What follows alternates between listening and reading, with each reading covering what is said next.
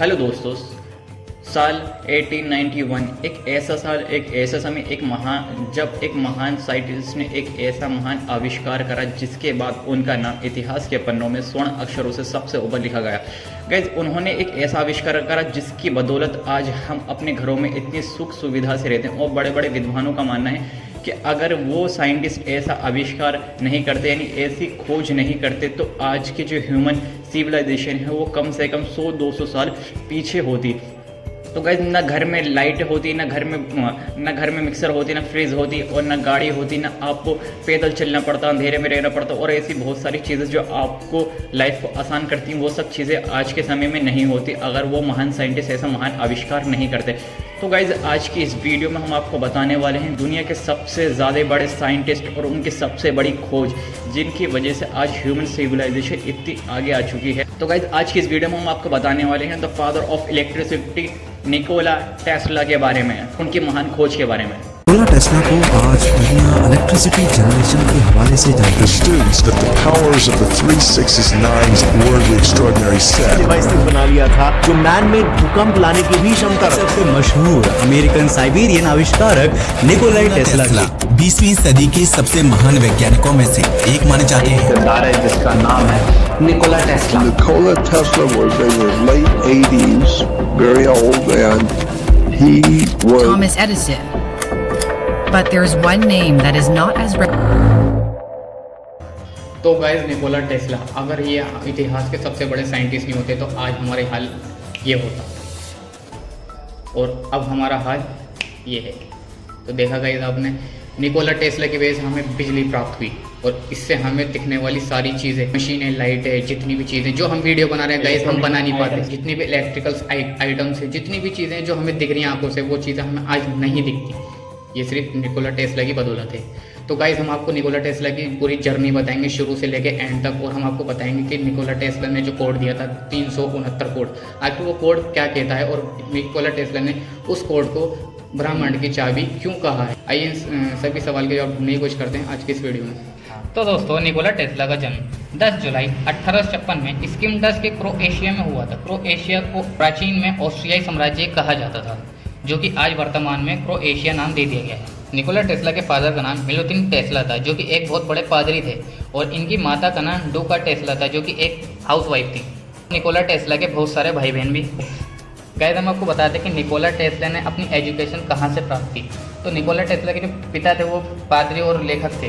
उनकी इच्छा भी ये भी थी कि निकोला भी एक था जो पादरी विज्ञान में अधिक रुचि रखता था। निकोला ने ग्रास के तकनीक विश्वविद्यालय में गणित और भौतिकी का अध्ययन किया था। गाइस, निकोला टेस्ला ने ऑस्ट्रिया के ग्रास में तकनीकी विश्वविद्यालय और प्राग विश्वविद्यालय में इंजीनियरिंग की पढ़ाई की थी। जैसे हम आपको बताया था कि निकोला टेस्ला ने अपने पूरे जीवन काल में कोई शादी नहीं की थी। तो गाइस, 1891 में वो ऑस्ट्रेलिया से कुछ साल बाद वे पेरिस चले गए, जहां उन्होंने महादीपी एडिसन कंपनी में काम करना शुरू कर दिया था, जहां वे प्रत्यक्ष वर्तमान डीसी यानी विद्युत संयंत्रों की मरम्मत करते थे। 2 साल तक एक ही पद पर काम करने के बाद वे अमेरिका में आए और हमेशा के लिए बस गए थे। निकोला ने पहली बार 1884 में हमारे पास बसे और न्यूयॉर्क शहर के मैनहट्टन के क्षेत्र में रहते हुए, जहां वे उस कंपनी में काम करते थे, न्यूट इंजीनियर के रूप में खुद एडिसन से मिले। निकोला ने अपनी मेहनत और सादगी से एडिसन को प्रभावित किया था। एक दिन जब निकोला कार्यालय में काम कर रहे थे, तभी एडिसन वहां आए और निकोला ने देखा कि वह किसी बारे में चिंतित थे। तो उन्होंने एडिसन से समस्या का कारण पूछा। तो एडिसन ने मजाक में निकोला को बताया, अगर आप डिज़ाइन में सुधार करते हैं तो आप डीसी डायनामो से बच सकते हो। 1990 के दशक में निकोला ने उच्च वोल्टेज ट्रांसफार्मर का आविष्कार किया, जिससे विद्युत थरथराने वाला मीटर बेहतर प्रकाश और टेस्ला कुंडली के रूप में जाना जाता है। निकोला टेस्ला ने अपने जीवन में बहुत बड़े बड़े आविष्कार किए थे। इन्होंने टेस्ला कॉइल्स, विद्युत से चलने वाली मोटर, एक्सरे तकनीक, रेडियो एसी करंट जैसी कई महत्वपूर्ण खोजें की थी। एक रिपोर्ट की माने तो रेडियो की खोज भी अमेरिकनों ने नहीं, निकोला टेस्ला ने की थी। जैसे हम आपको बताते हैं कि निकोला टेस्ला ने आगे इलेक्ट्रिसिटी बनाने का कैसा आइडिया आया, यानी विद्युत बनाने का किस तरीके से उन्हें आइडिया आया, और वो इतने बड़े विद्युत में चीज़ बन गए। आज से पहले सोचना संभव नहीं था, और आज उन्होंने हमको संभव कर दिया। बिजली के आविष्कार में अपनी माँ से प्रेरित हुए थे। जब एक बार निकोला अपने बड़े भाई के साथ रहा था, तो उनके बड़े भाई डैनियल अपनी आंखों के सामने झुकते हुए झूले से गिरकर मर गए थे। इस घटना ने 8 वर्षीय निकोला को अस्थिर कर दिया। जिसके कारण उनका मानसिक संतुलन पूरे जीवन में बुरा था और जिसके कारण वह भी बुरे सपनों का इस्तेमाल करता था। हम आपको बताते हैं कि निकोला टेस्ला ने बिजली का आविष्कार कब किया था। तो टेस्ला ने साल 1891 में टेस्ला कॉइल्स का आविष्कार किया था। दरअसल टेस्ला कॉइल्स एक तरह की इलेक्ट्रिकल सर्किट होती है जिसकी कम करंट और हाई वोल्टेज की बिजली पैदा की जाती है। टेस्ला ने तार की दो विद्युतीकरण कुंडलियों के बीच घूमने वाले लोहे के टुकड़े एक रोटर में विद्युत प्रवाह प्रेरित करने के लिए एक उपकरण का पेटेंट कराया।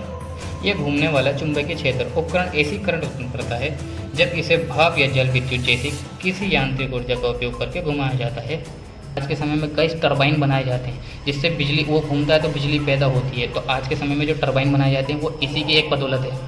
टेस्ला का सबसे प्रमुख आविष्कार अल्टरनेट करंट या प्रवर्ती था, जिसकी वजह से दुनिया को आज कोने कोने में बिजली दी जा रही है। विद्युत में उनके आविष्कार हमेशा एक गेम चेंजर की तरह रहे हैं। हालांकि उनके अल्टरनेट करंट को दुनिया को स्वीकार करने में समय लगा।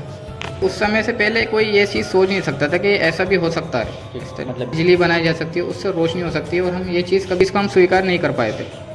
जब बात आती है निकोला टेस्ला की, तो उन्होंने एक बहुत बड़ा सिद्धांत दिया था जिसका नाम 369 था। 369 ये नियम निकोला टेस्ला द्वारा बताया गया था। इस नियम के अनुसार जब आप 3, 6 या 9 से किसी भी संख्या को जोड़ करते हैं तो उसे को जोड़कर अंक 3, 6 या 9 होता है। इस नियम को टेस्ला ने बहुत ज़्यादा महत्वपूर्ण माना था और उन्होंने कहा था कि यदि हम इसे समझ सकते हैं तो हम ब्रह्मांड के रहस्य को भी समझ सकते हैं। उन्होंने यानी कि इस सिद्धांत को ब्रह्मांड की चाबी कहा गया है कि गाइस, अगर हम इस सिद्धांत को समझ गए तो ब्रह्मांड को समझ गए, के सारे रहस्य को और ब्रह्मांड को पूरी तरीके से हमने।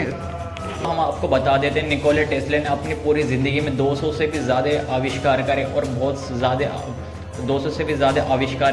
बहुत बड़े बड़े सिद्धांत दिए।